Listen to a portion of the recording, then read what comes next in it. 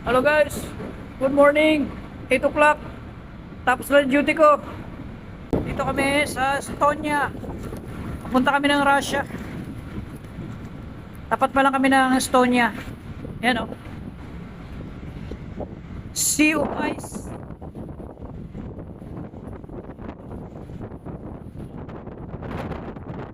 So ganito pa lang yung ice ha. Pagdating nito mamaya sa terminal, makapal na yung ice ngayon doon.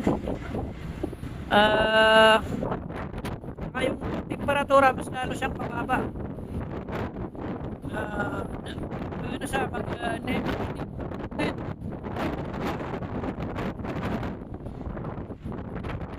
ice na. Pakita ko sa inyo, akit ako na sa bridge. Mamanid yung kamay mo pag wala kang gloves. Susuot mo na ako ng gloves.